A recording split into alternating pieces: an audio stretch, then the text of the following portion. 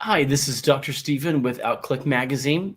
Today, we want to bring to you one of our community leaders who is the president and CEO of our own Museum of Discovery and Science and a dear friend of ours, Joe Cox. Joe, welcome to the program. Stephen, thank you so much for having me. It's always a pleasure to be here. Thank you. First of all, congratulations on keeping the museum sustainable through the pandemic. I know it was a challenge on everyone, but congratulations on being open and seeing children and adults and everyone. Tell us, you're back open again. Tell us a little bit about that, Joe.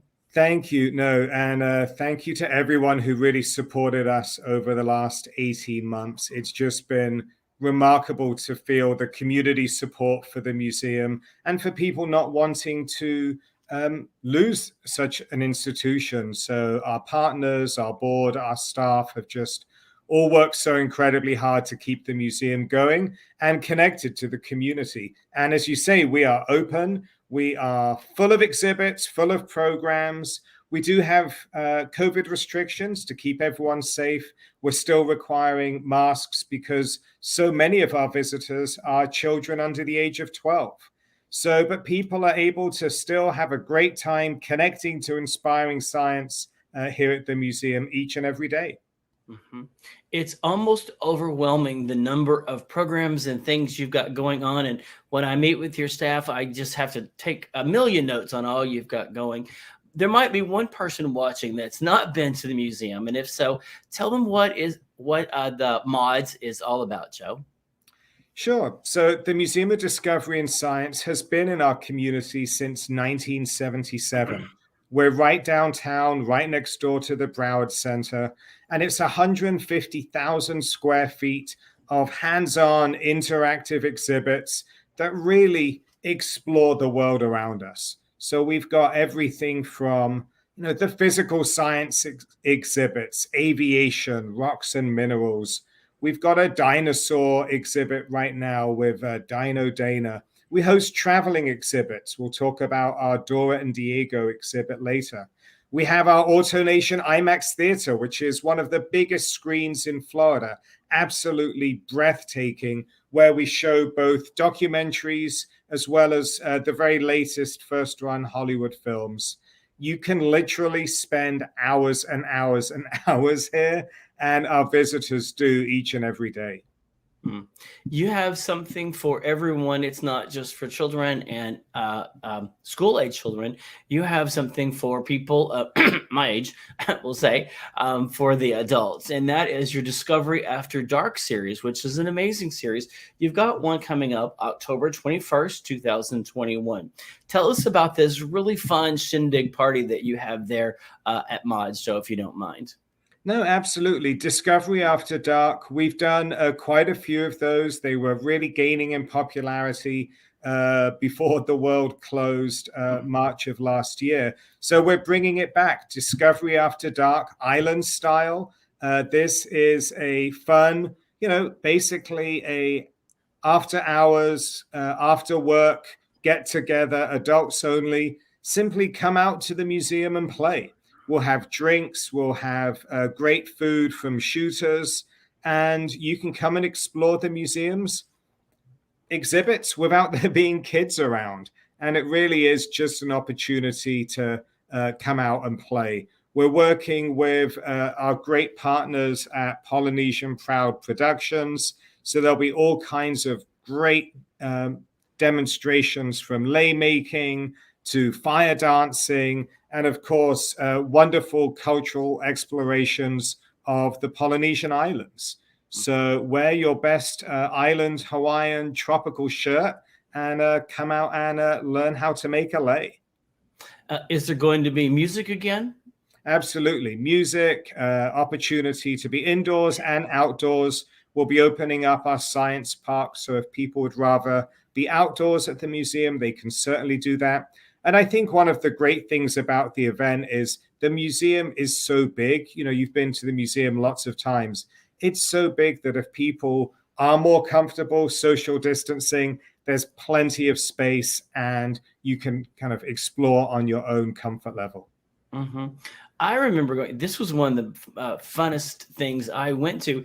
It was the music, and you had a dance space. We came and went and danced and just had a good time, and it was really a lot of fun. And you had the food tables set up and some drink tables, and we danced. I took a date, and we had a blast. It was more than just the museum. It was just such a social time to go, and I encourage people.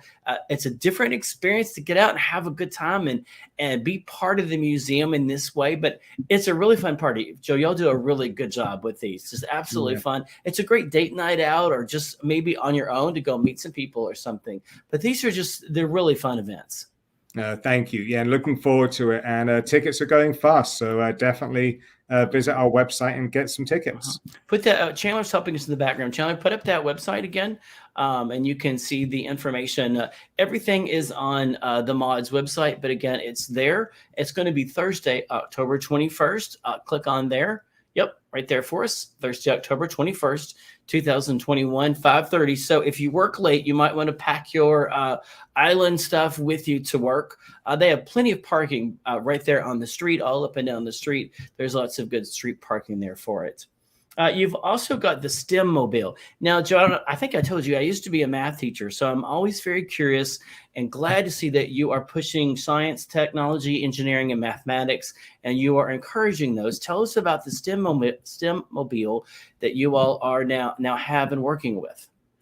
So the STEM mobile has really been an incredible addition to MOD's outreach programming. So we worked very closely with funders, corporate partners to bring this to life. And in many ways, it's been an incredible response to, last year when our doors were closed and people still being nervous about being able to be out and about. This was a way for the museum to really be out in the community, connecting and continuing our mission and vision. So the STEM Mobile is essentially a mobile museum, a mobile maker space that shows up at schools, libraries, community centers, churches, festivals, and out pop 2 big blue tents, 4 nice big tables. Our staff usually jump out with bundles of energy, and we have everything that a school, a summer camp, a church group, a library group might need to do any number of programs. We show up with robots. We show up with sewing machines. We've got a new solar program in the works. And so there's a dozen different programs that really just are designed to emulate the excitement, the enthusiasm, the passion, that sense of wow that you get when you come to the museum, but out in the community. And we've really worked very, very hard. Diversity, equity, access, and inclusion, we've talked about before, Stephen, are really core to who we are at the museum. And so we've worked very hard with our corporate partners to make as many of these programs free to the community as possible. And so our goal for this year was to provide programming to 50,000 people. And as of today, we are almost at 40,000 people who have been served by the STEM Mobile. And the vast majority of those have been free programming that we've been able to provide to the community. That number alone, just by one program, I think is astronomical and staggering and very impressive, and shows that there really has no limit to the creativity of what you and your staff does to put on something like this. We've got a video. We're going to try to play it with the audio, but we've got, I believe this one has the video. Chandler, if you can go ahead and get that queued up on the STEM Mobile. But again, this is it, and it's fun and colorful, but it's been a great outreach. So Chandler, if you can get the video pulled up there. Gear up and hit the road with the Mod STEM Mobile. Our museum on wheels delivers STEM education on location across South Florida. The STEM Mobile is a mobile makerspace where learners roll up their sleeves, tinker with tech, and solve design challenges in a hands-on way. STEM skills are the foundation for educating youth to become real-world ready as critical thinkers and problem solvers, helping them to overcome barriers and ensuring that every child has the opportunity to succeed. The students love these activities. You see it all over their faces, the smiles, the excitement. The STEM-mobile brings us project-based learning right into our own location. So the children are learning through doing. The STEM-mobile serves 50,000 local learners annually, from preschool through high school, with age-appropriate STEM challenges. By learning through engaging, fun, high-tech and low-tech opportunities, we are building the STEM pipeline for our community's future workforce. Today, we are learning about robotics through building Scribblebots. They get to touch, feel, and discover. There's nothing like that. It's a priceless experience when the children get to actually see and feel things that they have been reading about and learning about in class. The STEM-mobile is available for schools, community centers, birthday parties, special events, and more. Book your STEM-mobile visit today. Free programs and scholarships are also available. Excellent. Thank you. Thank you. What's your favorite part about the STEM-mobile, Joe? I think the favorite part, the STEM-mobile to me, much like being at the museum, it's that moment when a kid's eyes light up and they do something that they've never done before. And suddenly you see this spark go on of, oh, wow, I got that. I was out a few weeks ago. The STEM-mobile was out visiting a summer camp. And so I went out with them to, see the activity for myself, see how it was going, meet some of the children. And one of the activities we were doing was dissecting owl pellets. And now, dissecting an owl pellet is really fun. I've done it a million times. And an owl pellet is basically, not to be completely gross, but it's when an owl eats their food, and they love to eat small rodents and, all kinds of small furry animals. They don't digest the whole thing, but they process it, and then they essentially vomit it back up into a nice little succinct brown pellet. So, of course, every child thinks this is poop. And initially, you've got a whole classroom of screaming kids thinking, this is the grossest thing ever. I don't want to do anything with it. But eventually, our great staff get them super excited. And there they are with their little plastic dissecting tools, pulling this thing apart to find out what this owl ate. And this little girl looked up at me and she's like, 7 years old. She's like, I never in a million years would have thought that on a Monday morning, I would be dissecting an owl pellet. I didn't even know what an owl pellet was an hour ago. And, maybe that little girl goes on to become the world's best CSI investigator, and maybe she doesn't. But that was an investigation. That was a moment that she'll remember because she had never done that before. And so really just, connecting people to inspiring science can happen in the strangest of ways. And we're doing that each and every day all over South Florida. I think we've talked about everything on this show. I believe that's one of the most original topics. Joe, you win the prize. And moving on from that. We're cultured as well. We can talk about something much more cultured. I love it. I asked you for your favorite moment, and that's your favorite moment. I am glad for the being candid. I love it. Thank you. You've got a million great exhibits. The hangar. Tell us about the hangar, Joe. Yeah, the hangar was really the inspiration for the STEM-mobile. We opened the hangar. Okay. It's our maker space. And so maker space is a cross between an art studio, a computer lab, a science room. And so this opened up in November of 19. And so we had, 3 months of it being open to the public before our doors closed for a while.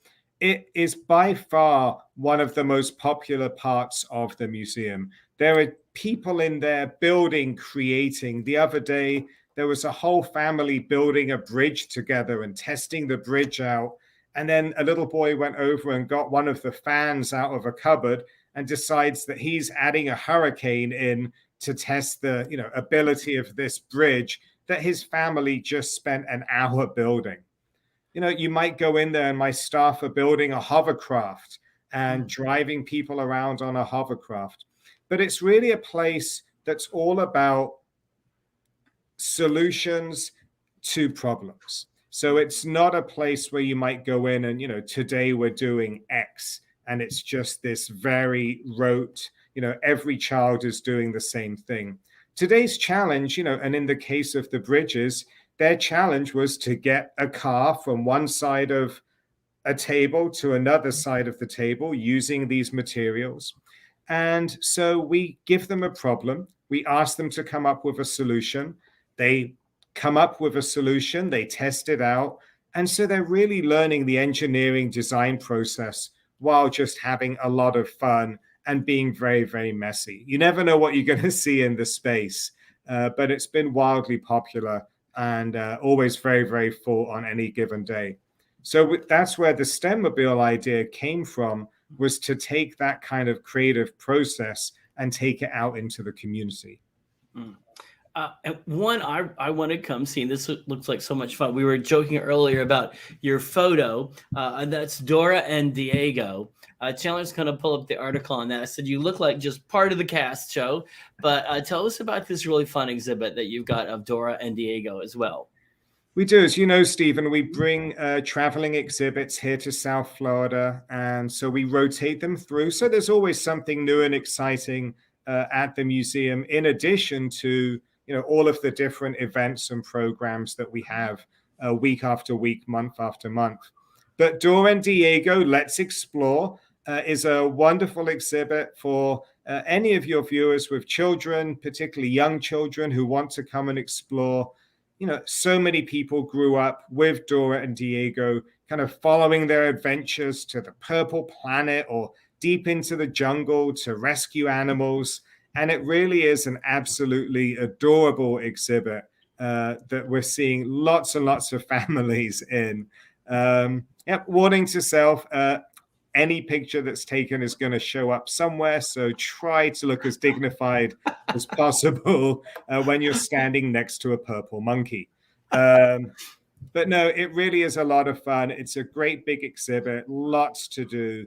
And so we're really excited about Dora and Diego. We actually had Dora and Diego visit the museum. We had a great breakfast with them. So lots and lots of fun. And just huge thanks to our sponsors for making that happen and bringing it to life. Mm-hmm. This is the ribbon cutting that you all did. We featured the article. It was a lot of fun with the kids. Yeah, it really is. It's a great exhibit, very immersive, and those are actual characters. I didn't realize that those are people. Yeah, no, these are the real Nickelodeon Dora and Diego. They came down to visit, and so they spent the weekend with us. They got to meet some children from Jack and Jill Center, so they came over and just had an absolute blast meeting Dora and Diego and learning about their careers as explorers and young wildlife rescuer. This looks like so much fun. Now, some other things coming. Well, you've got this huge IMAX. If people have not been to the IMAX, get ready to be overwhelmed because it is a big screen and a big sound. And it is the only IMAX in South Florida, Fort Lauderdale. Tell us about the IMAX, Joe. Yeah, so we really have a very special IMAX, 52,000 watts of digital sound, 6-story. I like to tell people you literally can see a whale or a dinosaur life-size.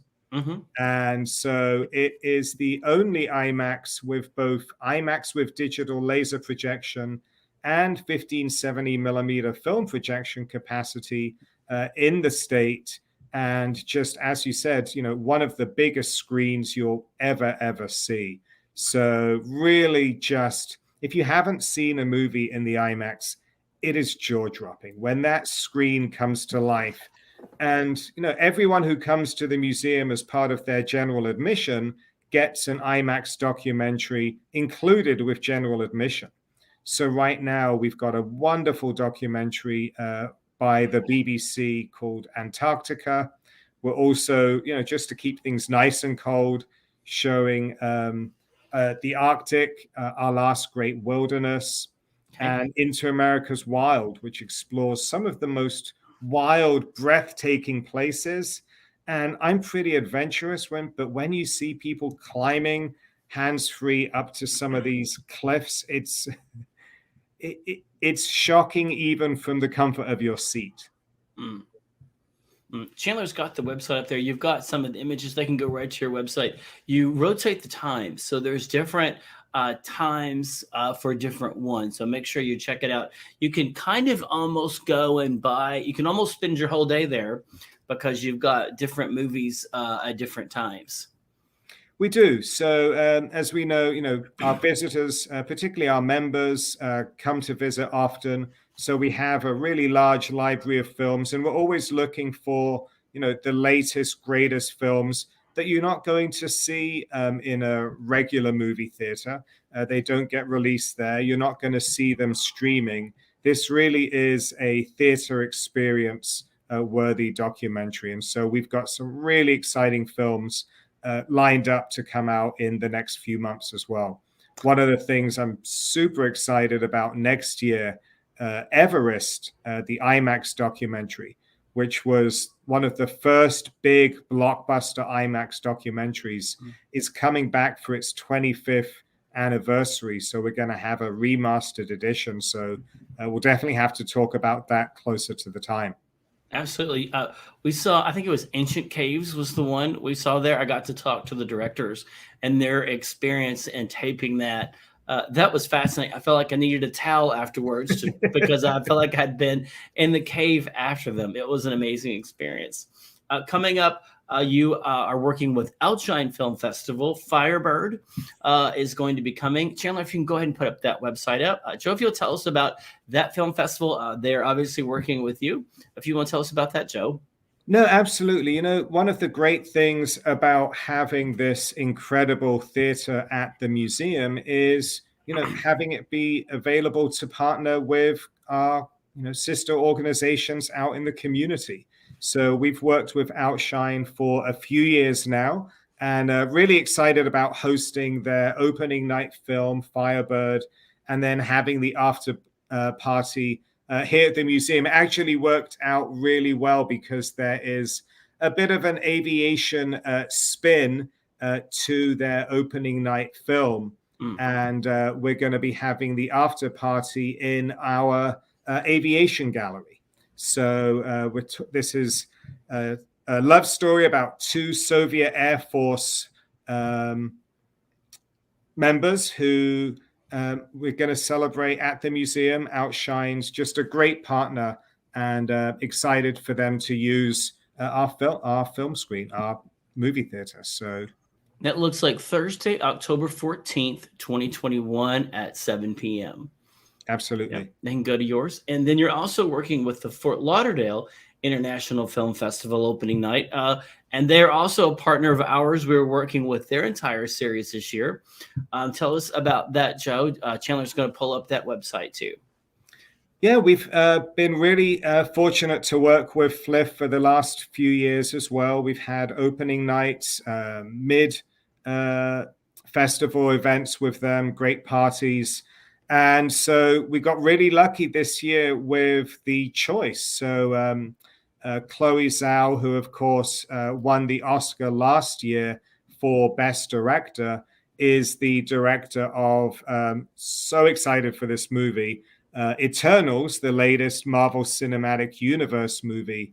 So to have a Oscar-winning director putting behind Eternals really was just a great combination for the film festival. So in the past, we've had documentaries as the opening night, but this is, to have a superhero movie directed by an incredible woman who just won the Oscar for Best Direction last year, I think is really exciting. So looking forward to that. And that date, is that date on? It looks like November 5th. That is November 5th. November 5th, 2000. We have a podcast. It's audio only. And so I want to get it. We'll get it on there. November 5th, 2021. Looks like 6 p.m. and 8:30 p.m. showing. With a great party in the middle. So you watch the movie, come out into the party, or start in the party and then go and watch the movie. So a lot of fun. And the Fliff team, another group that really know how to throw a good party. So that's going to be fun. I'm just curious, how many museum director interviews get to say the word party as much as you do, Joe? Do they get to have as many parties as you do? But you all have a lot of fun out there, and just have something for everyone. I want to put in again one last Chandler for Discovery After Dark. That's the big one coming up. If Chandler can put that in again, that's going to be October 21st. I don't want people to forget that as we close out. Joe, is there anything you wanted to cover I didn't ask about the museum? Again, this is about, probably 5% of what the museum has going on. But is there anything else, Joe, you wanted to cover? No, thank you, Stephen. You're always so great to support the museum. And just again, want to say thank you to everyone in the community who's, renewed their membership, made a donation to the museum. We are a 501c3 nonprofit organization. So, we do rely heavily on community support, donations from the community, and foundations and partnerships. And as you say, we have so many different things going on. No matter what you're interested in, there's probably something that you can support here at the museum. And just check out our website, our social media platforms. There's tons going on. With the IMAX, I think every movie that was going to be released last year and got rescheduled to this year. Starting tonight, we've got Venom 2. So we're really excited about that. James Bond coming up, Dune, Eternals, we talked about, the new Ghostbusters movie, and just tons and tons to do. And as you say, a great day out, whether you're with kids or coming out on a date night, the Museum of Discovery and Science is going to have something for you to do. So thank you so much for having us. It's really always a pleasure. Thank you. And there's just so much to do, and I can't plug the IMAX enough to do, and Discovery After Dark, and also many things. Joe, he's got your website up there, your Facebook, your Instagram, your Twitter, and as I said during COVID, two cans on a string, and however else I want to get to you. Your website is super difficult to remember, mods.org. Couldn't be any simpler than that for people to go to and click around and find all of your events. So, Joe, we thank you for joining us today and for sharing all that you've going on. We appreciate what you're doing for our community. If you want to stay updated on us, you can text, try and pull it up there, OCQ to 22828 to stay updated on us. Or we are outclick.com, OUTCLIQUE.com. Again, everyone stay safe. We look forward to a successful end of year of 2021 and come out and see things. Have a good one.